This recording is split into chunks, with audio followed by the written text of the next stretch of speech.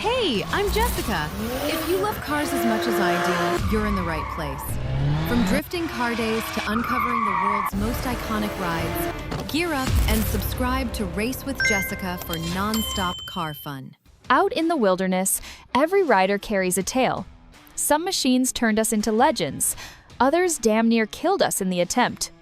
Before electronic aids and sophisticated fuel mapping, there existed a rawer era when designers pursued horsepower like possessed scientists, and riders became the crash test subjects.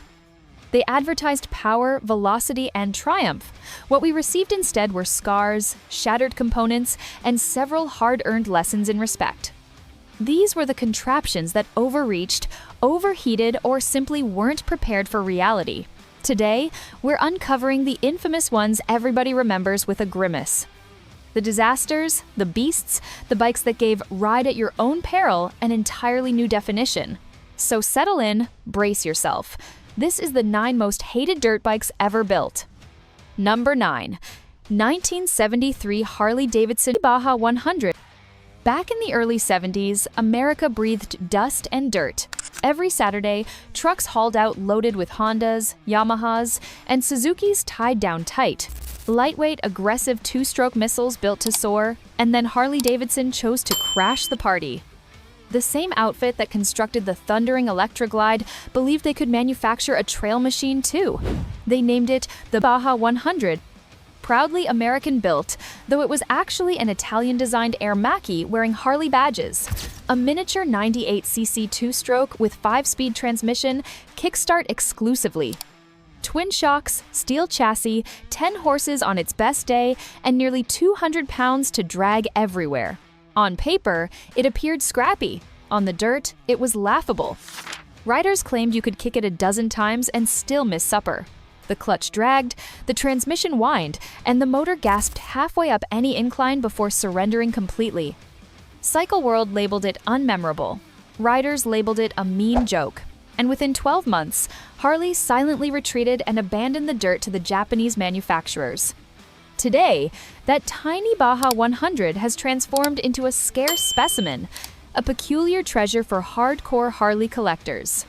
If you locate one with factory decals still intact, prepare to spend around $4,000 to $6,000. But what if a manufacturer didn't just fail quietly, but built something that actively tried to murder you? Number 8. 1974 Suzuki TM400 Cyclone. If the Harley Baja was a mild humiliation, Suzuki's following move was absolute brutality. The year was 1974, and the 400cc Motocross division was the championship stage. The battlefield where competitors settled arguments in horsepower and suffering. Yamaha held the advantage, and Suzuki craved it back the violent way. More muscle, zero compassion. The outcome was the TM400 Cyclone, a 396cc two-stroke missile that generated over 40 horsepower while weighing barely 220 pounds. On paper, that was exhilarating. In the seat, it was nightmare fuel. The power band detonated like explosives. Gentle one moment, then complete destruction the next. The abbreviated suspension and fragile frame couldn't manage it. It kicked, contorted, and launched riders like an angry bull. One publication captured it perfectly. It runs peaceful for 5 seconds, then attempts murder. Firing it up was combat. Keeping it alive was worse. Numerous racers, even veteran professionals, declined to pilot it after a single circuit. The nickname remained, the Widowmaker. A machine so savage it became a warning story for an entire generation of MX designers. Today, collectors pursue them for the mythology, not the experience. A well-restored TM400 with original plastics and factory yellow will command $6,000 to $9,000. But Suzuki wasn't alone in building machines with anger management issues. Number 7. 1979 Yamaha YZ490. After the TM400 frightened half the motocross community into premature retirement, you'd assume manufacturers might exercise restraint. Not Yamaha. By the late 70s, they were dominating the 500cc MX division, and they intended to maintain that throne, even if it meant constructing a bike that retaliated. Enter the YZ490. A 487cc air-cooled two-stroke monster generating around 52 horsepower, stuffed into a steel skeleton with massive 43mm forks and a carburetor the dimensions of a beverage can. It appeared every bit the champion's weapon until you kicked it alive. Riders jested that one solid kick could fracture your leg, and they weren't exaggerating. The power plant pinged like cathedral bells. The vibration made your eyesight fuzzy, and mid-range delivery was so erratic, it felt like the throttle possessed multiple personalities. Twisted open and the front wheel launched skyward, whether you intended it to or not. Initially, publications celebrated its strength until they attempted racing it. Reviews rapidly transformed from quick to exhausting. The Ping King? They dubbed it a machine that penalized as much as it rewarded.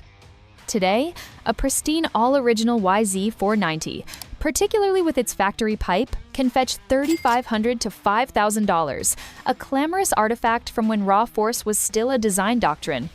But Yamaha wasn't the only manufacturer chasing dangerous horsepower.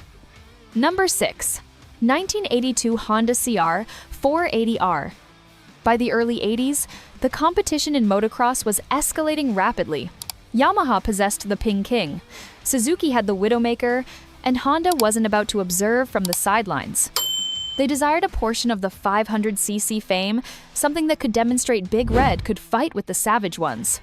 That something was the CR 480R, a 472cc two-stroke beast pushing roughly 52 horsepower through a slim steel frame and a collection of Showa forks.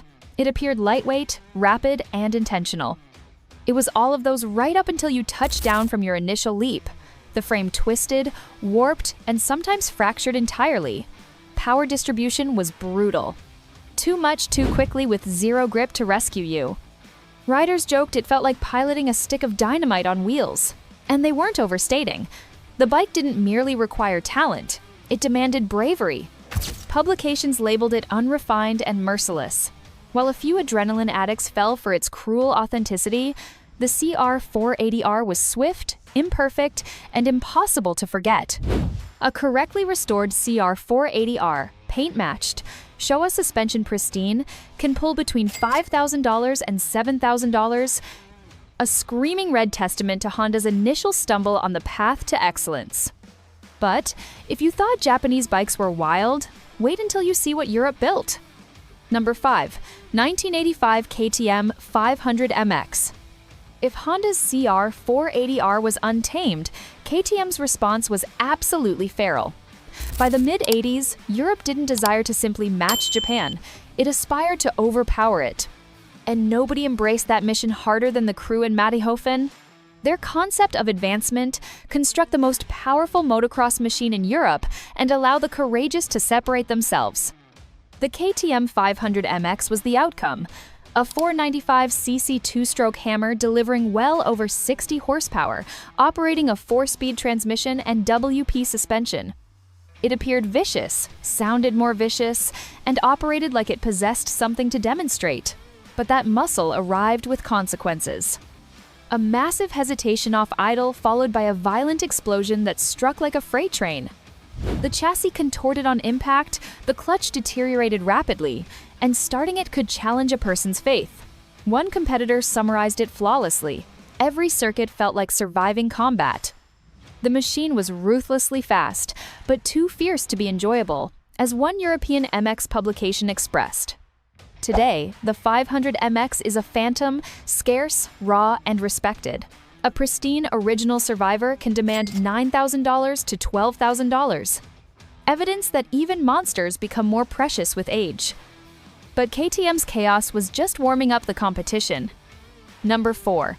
1990 Kawasaki KX500. By 1990, the dirt bike conflicts had reached their critical point. Honda possessed the mighty CR 500R, swift, fierce, and surprisingly sophisticated. KTM had just released a beast that confused the boundary between courage and madness. Kawasaki's answer: construct something that could obliterate both of them off the starting line. Literally. The KX500 wasn't merely another 500cc two-stroke.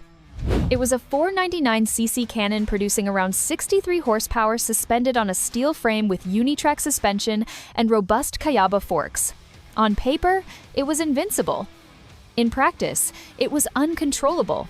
The power band detonated like a hammer blow, immediate, violent, and impossible to anticipate.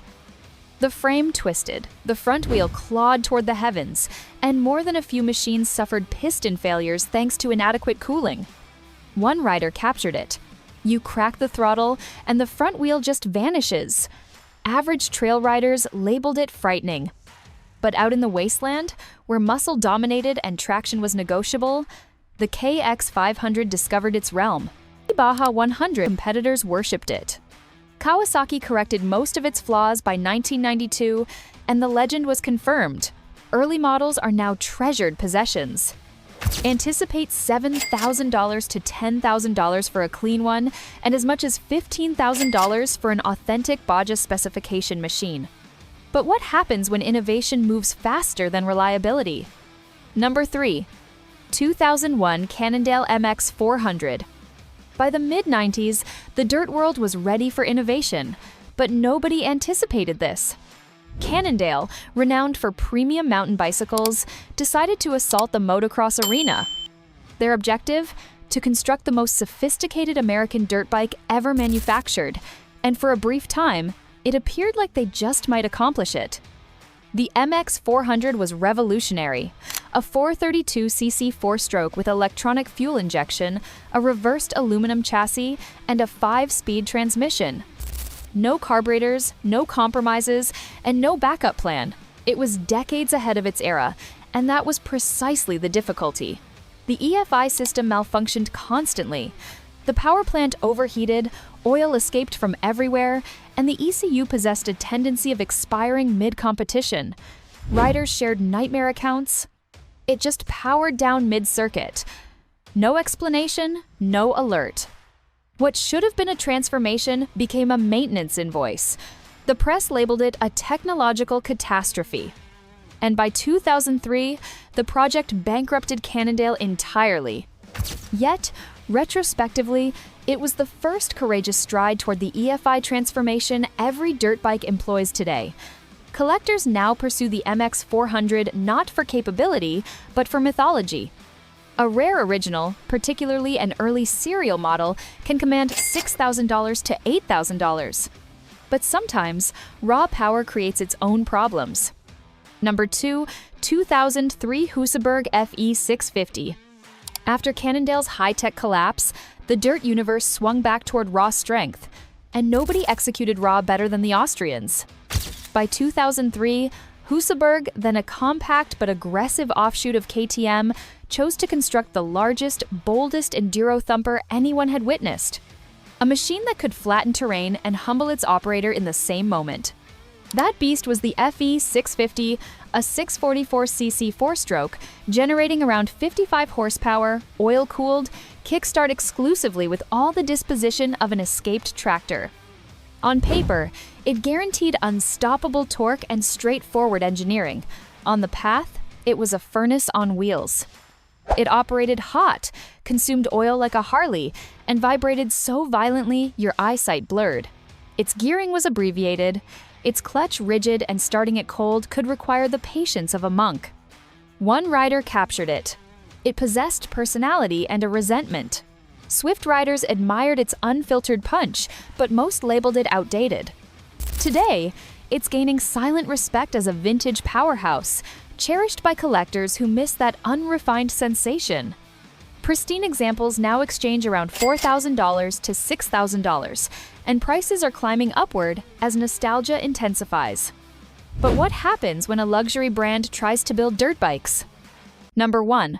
2009 BMW G 450X. By the late 2000s, even the untamed veterans were discovering moderation. KTM had perfected equilibrium. Husaberg had exhausted itself. And now the most improbable name of all entered the dirt: BMW. The corporation, recognized for luxury touring machines and refined manners, desired a portion of the enduro arena. Their target was transparent: defeat KTM at its own competition. The outcome was the G450X, a 449cc four-stroke with electronic fuel injection, a direct drive countershaft, and that trademark BMW aluminum chassis. It was ambitious, intelligent, and completely German, engineered to the millimeter, but missing one essential component: soul. The elevated center of gravity made it unstable. The throttle-by-wire system malfunctioned like defective software, and maintenance felt like cardiac surgery. Riders labeled it a brilliant bike with no pulse. BMW anticipated it would transform enduro competition. Instead, it collapsed. Dealers couldn't distribute them. Competitors wouldn't contact them. And within 2 years, production silently concluded. But the G450X wasn't squandered energy. Its design foundation later discovered new existence when BMW obtained Husqvarna, refining the identical concepts that once failed. Today, the G450X stands as a rare curiosity, over-engineered, underloved, and gradually discovering validation among collectors. Anticipate to spend $5,000 to $7,000 with pristine, low-mileage bikes reaching $9,000. Here's the reality veteran riders recognize in their core. Even the disasters leave impressions. The TM400 instructed a brutal lesson about power without mastery. The Cannondale MX400, for all its failures, pioneered EFI long before the crowd adapted. And Honda's CR480R, brutal but unforgettable, constructed the path for the CR500R that finally perfected the formula. Each so-called nightmare is a piece in the extended journey of off-road progression. Without the errors, we'd never achieve the masterpieces. That's how advancement functions in the dirt. Wounds first, knowledge after. Now it is your turn, so let me know in the comments if you have ever ridden or even witnessed one of these dirt bikes in action. And if these infamous machines grabbed your attention, you should also check out our video on the bikes America is riding right now and why everyone is obsessed with them. That video is pulled up right here in the corner. Subscribe for what comes next. Catch you in the next one.